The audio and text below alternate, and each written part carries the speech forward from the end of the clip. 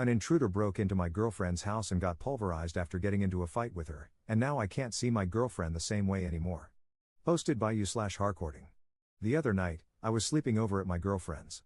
She lives one street over from the middle of nowhere, no streetlights, no sidewalks, and keeps her house dark at night, except for the room she's in, to attract bats and deter bugs. I think it was around 2 a.m. when I woke up to my girlfriend telling me to call 911. Long story short, a guy had broken a window into the garage and was going through my car. He had a knife, but my girlfriend has a shotgun, unloaded, and wanted to scare him off with it. The cops really gave us a verbal shakedown for that, by the way. We're effing idiots, don't ever confront a burglar. But this guy was clearly unhinged and charged at us. I don't really remember how it happened, but my girlfriend somehow tripped him, or maybe he tripped on his own, and then started basically tamping this guy's ribcage down into his lungs with the stock. I had to physically stop her. A little bit about my girlfriend: she cries when she sees sick or hurt animals. She's constantly doing, or offering to do, nice things for people. She won't even squish bugs. If she finds any, she catches them and releases them. She's a Buddhist. Nonviolence is important to her. Before this, I would have described her as the gentlest person I knew. So what the F? After I stopped her, she was so calm. She sat cross-legged on the floor and made a call to a lawyer before the cops even got there. No charges for my girlfriend, yet. The lawyer has been helpful, the cops, less so. They wanted to arrest me when they arrived for some reason. And my girlfriend actually had to ask for an ambulance for the guy because they tried to just load him into the police car, despite the fact that he was screaming and moaning. He lived but is still in the hospital. It's been 2 days since this happened, and I still feel like my heart is racing. Every time I see my girlfriend, I see her covered in blood with a shotgun. It hasn't changed how I feel about her, but goddamn, it's changed how I see her. Relevant comments. Commenter. Your girlfriend is a badass. You should be proud that she is willing and able to protect herself, her home and the people in it. How would you look at her if this man had beaten and raped her? Stabbed you? Do you really see her differently, or are you projecting because you did nothing? Ops response. I see her differently, but I still love her. I'm just having trouble reconciling my previous view of her with this one. She's always been very confident, and I feel very safe with her. I think I feel even safer with her now. And to the person who said I felt emasculated, rereading this post, I see what you mean. I did feel useless in the moment. I wish I had done more. And I still kind of blame myself for letting her do that, even though I know it's illogical. I'm working through it. We both are. But honestly, my girlfriend seemed to have it handled, and I'm more than willing to let her protect me. We get that excuse me, he said no pickles meme from like 75% of the people who meet us. Op expands on the feeling emasculated part. It's something I'm going to have to work through. I don't really feel like I, as the man, should have been the one to take this guy down, but I'm already hearing that from family and friends and stupidly letting it get to me. Something to discuss at my emergency therapy appointment next week. Commenter 2. I don't understand the cops getting on you guys about a burglar in the house. Like, WTF? You're supposed to just sit in a corner waiting 10 minutes while this guy makes off with your things? And then the cops get there, he's gone, and they're just standing there looking at each other? Police only help after a crime has been committed. But anyway, I think your girlfriend was probably scared for her life. Ops response. Yes, basically. And it took them 37 minutes to get there. And bold of you to assume they help in that case too. Op adds an edit to his post. Clarifying a few things. I didn't think this would get any attention. First, my girlfriend is doing well, all things considered. Someone was worried that the blood was hers, but the guy came in pre-wounded because there were bloody handprints on my car. He was definitely on something. My girlfriend is currently taking a bunch of medication since she was exposed to his blood. She hasn't talked much about what happened, and I'm not going to push her right now. I am worried about her, and I am taking care of her. I've been staying with her since this happened. And feeding her. Someone suggested baking a cake. I am a professional chef. Also, apparently, an idiot. After this, I'm going to the store. A lot of people seem to think my view of her has changed for the worse. That is deeply untrue. Rereading my post, I realize I made it sound that way, so that's my fault. It's still pretty fresh in my mind, and I'm processing things as I go. I was just having difficulty reconciling this new view of her with who I thought she was before, but I realize now that she hasn't changed. I just learned more about her. And what I learned is that she's a certified badass, to quote many of you in the comments. Also, a lot of people are calling me out for not helping more. Don't get me wrong, I feel guilty that I didn't do much other than call 911 in the moment.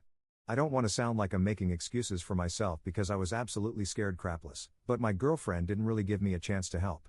This all happened very quickly. By the time she woke me up, She was already armed and out of bed. I'm deaf in one ear and a heavy sleeper anyway, so I'm glad she woke me up at all. I'm not sure why the shotgun wasn't loaded, she only told me afterward. I was expecting her to shoot him, not beat him half to death. About the cops, I won't get into it, but my girlfriend has had issues with the local cops before. She lives in a town that barely qualifies for its own police department, and the one they do have has nothing to do 99% of the time. They seemed like they were in a rush to get finished with us the whole time they were there. I think they were probably pissed off that they got called out on the 4th of July for something that actually required paperwork. Thank you to everyone in the comments. I've read every single one so far. There's a lot of good advice there, and a good amount of deserved criticism, which I am open to. How else do you improve? Update 8 months later. I don't know if anyone remembers me, but a while ago, my girlfriend and I had a home invasion incident that culminated in her beating the crap out of the intruder. I'm tired of saying my girlfriend, so I'm going to call her Diana. It turns out the guy was a substance addict from the next town over. He was in his 60s and had an extensive history in jail and mental hospitals. Unfortunately, about 2 months after my post, he passed away. We didn't know anything about why until we had a chance to talk to his sister, who insisted she didn't blame Diana and that the doctors even said he probably didn't have much longer anyway. Diana was visibly distressed during this conversation, so I'm not sure whether the sister just said that to comfort her. After that, Diana went on a trip to a national park during a week she knew I couldn't take off, and forgot her meds. She has seizures that resemble mild psychosis/magical thinking and ended up refusing to come home at the end of the trip. She kept saying that she felt like she couldn't leave the woods because she was certain there was something she needed to learn there that she hadn't yet, and when I asked her how long that might take, she said, "Some people take a lifetime." I asked if she was breaking up with me, and she said something about feeling like she was too attached to me, her house, her pets, etc., and that she needed to meditate on that for a while. I ended up going to her temple to see if anyone was willing to give me some perspective on the situation since she was seeing things through a Buddhist lens. It was the right choice. A monk actually drove 6 hours out to her with me to talk to her in person since she wasn't picking up calls. I am so unbelievably grateful for that monk because Diana started taking her meds again and came home soon after. I've never been religious, but I started reading the Pali Canon afterward, and that really slaps. Diana was already volunteering her time at the temple, so now we both go together when we can. All things considered, since then, things are back to normal and going well. We're both children of divorce, so even before all this, we were doing prophylactic couples counseling every few months, and for a while after, we were going once a week. Diana has also started seeing a therapist on her own, which I am so proud of her for since she's always hated the idea of individual therapy. We also stepped up our home security game. Diana already had plenty of cameras, but now we have door/window alarms and motion sensors. I also convinced Diana to get another dog, so now we have a 75-pound puppy. I know a lot of people were rooting for us to get married, but that's not going to happen. Legal marriage isn't something that interests us, and it never has. But we did buy each other rings, and it's been a great comfort to have something physical to remind me of her on my person all the time. We're also considering having a small commitment ceremony next fall.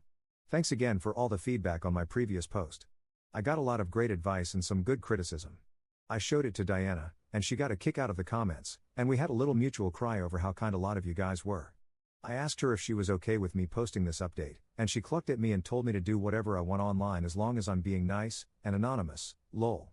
So, hope this qualifies. Relevant comments. Commenter. It sounds like she has survivor's guilt. She should consider working with a therapist familiar with this issue. Ops response. I don't think it's survivor's guilt, more like just standard, garden variety guilt. She's had a tough time coming to terms with the fact that she killed someone, even if it was arguably the right decision. But yes, she is working with a therapist who is versed in Buddhism since the first precept, no killing any living being, is part of the reason she was having issues. Commenter 2. Screw that guy, I'm glad he's dead. Ops response. I get why you would say that, I felt that way at first too. But this kind of thought process is exactly what Diana was afraid of. She didn't want to feel happy that she had killed someone, even in self-defense. The way she explained it to me was that she believes everyone, even the worst of the worst, needs a chance to learn to be better, and killing a bad person robs them of that chance in this lifetime and forces them to start from the beginning again. Because memories don't follow you across lives, wherever that guy is now, he's still suffering the repercussions of his choices, which will continue to lead him to make more bad choices, perpetuating the cycle. I think that's the gist of it, anyway.